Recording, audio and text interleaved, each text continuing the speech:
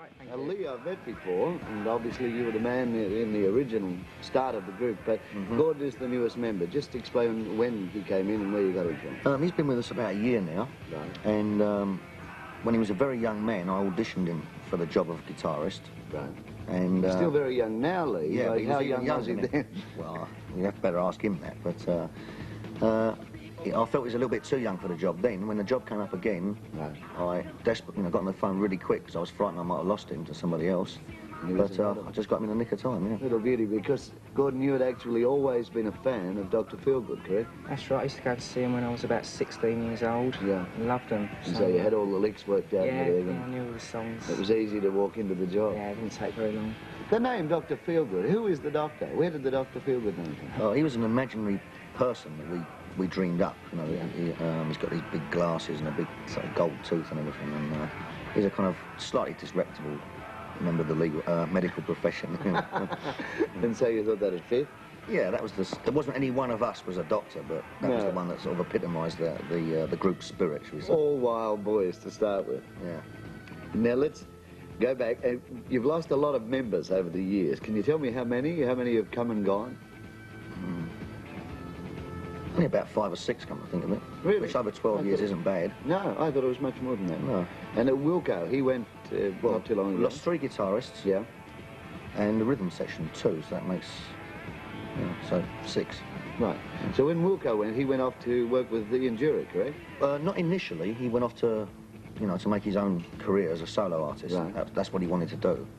And that's what he was trying to do with us. He wanted us to be his backing band. That's what led to the altercation in the first place. So it was decided that he should go off and do his own business, which he did do. Then Ian Jury decided that he'd make an admirable blockhead. and From a Feelgood, or a Dr. Feelgood to a blockhead, which you'd probably fit, yeah. So Jury, what's he up to these days? Well, I think Ian got very tired, physically tired of travelling because of his physical disabilities and everything. It was very, very hard for him to work. Yeah. And he's more or less given up to him now. And he's now become something of a sort of personality. Right. He appears on chat shows in England, and he writes newspaper columns in Sunday papers and this kind of stuff. He's a lovely guy, and always extremely really intelligent bloke. Yes, very intelligent, always easy to talk to, so that would suit. Yeah. Now, Dr. Feelgood, you've had a lot of albums out and a lot of singles, but not a lot of hits.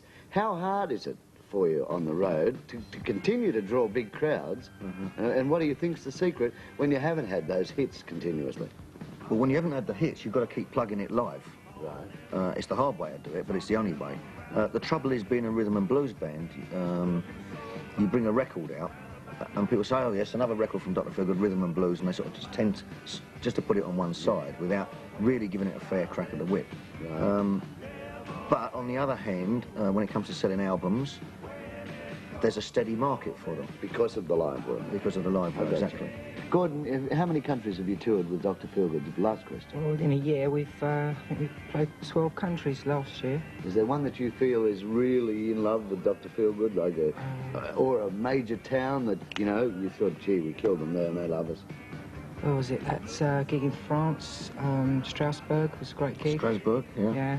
And that place where they make the champagne, they went mad there, didn't they? Yeah. Probably honest. And what about yourself? What country and town sticks out in your mind? France is a big one. Australia's been good, particularly this town, Sydney. Yeah. They've all been good, really, because we've been to them before, and they wouldn't ask us to come there if they don't like us. If they didn't like it. Yeah. Well, we do love you, and we want you to come back, and you keep on liking us. Cheers, darling. Okay, what's the song that you would like to have a look at now on the show? Well, this one's called No More Dough, Yakimo. Which means we've run out of money, Charlie. That's right. That sort of thing. Okay. Dr. Feelgood. Let's have a look at him now. No more dough.